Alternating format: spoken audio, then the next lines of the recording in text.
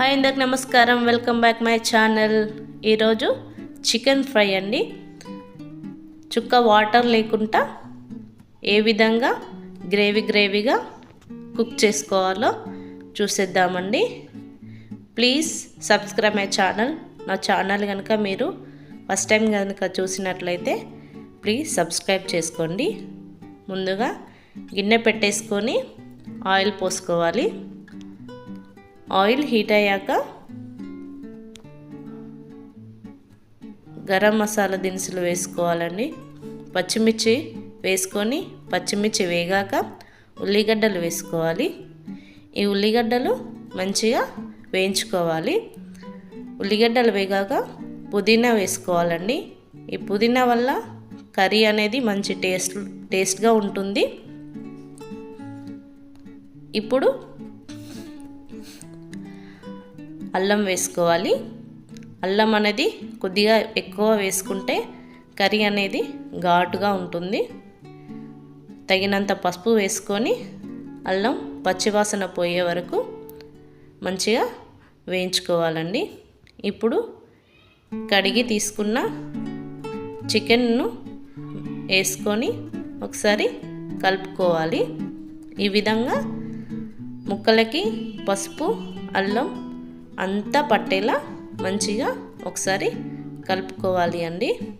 ఇలా కలుపుకున్నాక ఇప్పుడు మూత పెట్టేసుకుందాం.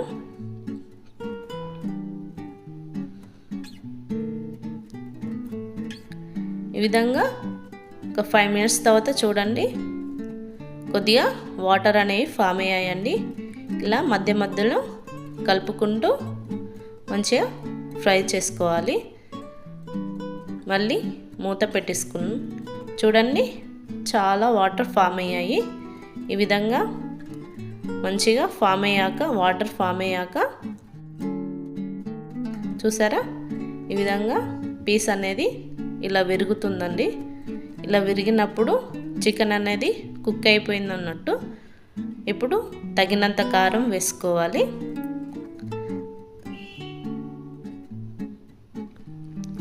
తగినంత సాల్ట్ వేసుకోండి.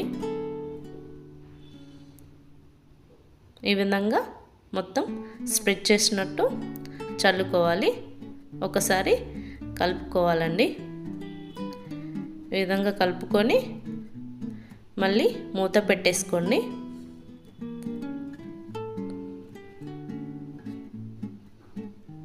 చూసారా, ఆయిల్ మంచిగా ఫామ్ అవుతుందండి.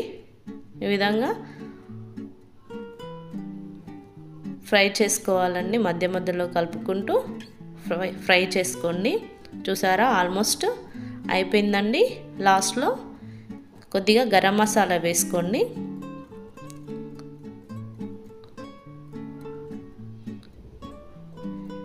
ఇప్పుడు పుదీనా కూడా కొద్దిగా వేసుకోండి. ఈ విధంగా వేసుకున్నాక ఒకసారి కలుపుకుందామండి. చూసారా ఎంత బాగుందో, అయిపోయిందండి కర్రీ. చాలా టేస్ట్గా ఉంటుంది. ఒక్కసారి ట్రై చేయండి. గ్రేవీగా ఉంటుందండి. చపాతీకి కానీ రైస్లోకి కానీ చాలా బాగుంటుందండి. ఒక్కసారి ట్రై చేయండి. Thank you for watching.